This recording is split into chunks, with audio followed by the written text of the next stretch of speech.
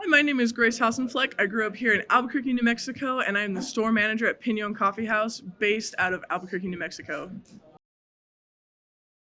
The top of my list as a barista all the time is customer service. I have to make sure that everything is up to quality standards, me, my personality with them, and their drink or the food, whatever they receive day to day.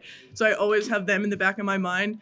My daily run through is basically just making drinks, making food, and making sure that everybody is comfortable. It's not just about the drinks and food, it's about the people, bringing them back, making a good relationship. Even though they are just customers, they're still meaning something to our company, and they bring all the local people with them. If we get good reviews, they'll bring them back with us.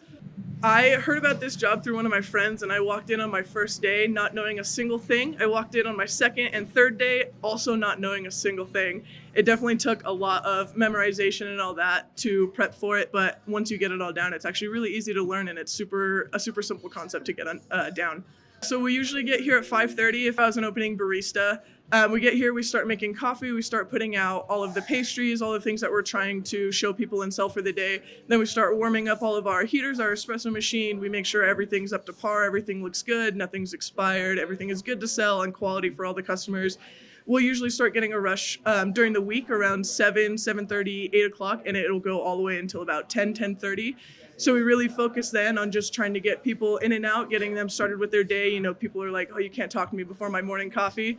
So we're just trying to get people ready for the day. You know, we've already been here. We're just trying to get them a good attitude for the day. We try and tell them like, hey, you know, come back again. We'll have a tea later for you or something like not coffee based. And that usually will bring them back in the afternoon. So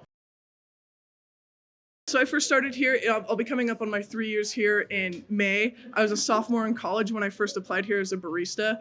I basically just had little jobs every now and then. I worked at Payway before this. I worked at Walgreens. I was a roadie for a local jazz band around town. So just anything that was small enough that I could get a couple hours in, get a good, nicest paycheck during college and all that kind of stuff. But I basically just attended school. I would work a little bit, like I said, hang out with friends. I would just try and work towards getting a college degree. So I was a barista for about a year, I think 9 months to a year. And then I was promoted directly to assistant manager because I had been around long enough and I observed. And every time anyone needed help, like one of the upper management people needed help, I'd always offer because I wanted to learn. I wanted to get more involved with the company and everything like that. So I skipped being a shift lead and I went straight to assistant manager and then got promoted to manager after that. I started, I think, May 15th of 2019, and then I was promoted to manager the end of January of 2022. And I was promoted to assistant manager of February 2021. So in high school, I was in band and hockey, and I played hockey just for my club. It was with our school, but they just had it as a club team. So I made friends with other students from other schools, and I was able to like see what they were about and like what their school was like, rather than just saying like, oh, my school doesn't do that, or oh wow, your school is like really cool, it does that. So it was cool to see like a different aspect of that through like a different sport, not necessarily just like attending the school. But definitely band was my biggest motivation, help through high school. It really kept me at school. I always just wanted to play the instruments. I always just wanted to be around all those people that I made friends with over the years. It really was like the only thing that I wanted to do in high school. And yeah, it helped me a lot. Band has taught me so much throughout my life. Yeah, it's just you have to be such a big team player in a band. It's really not one person. Like, yes, you have a solo, whatever, but a whole solo doesn't last a whole show. So I really had to focus on that. It was like, oh, what can I do to make my other bandmates sound better? Am I messing this up? Or can I take some constructive criticism and fix my path on this?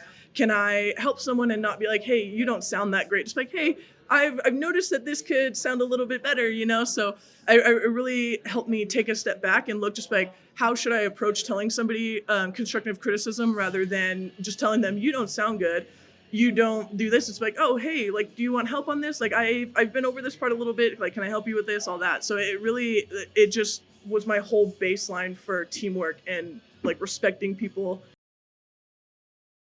My biggest advice is just step back and take a look at how people are feeling. You can avoid a lot of conflicts, a lot of miscommunication through just stepping back and taking a different perspective on how someone thinks about it. Your perspective isn't always the way that everyone else is going to think about it.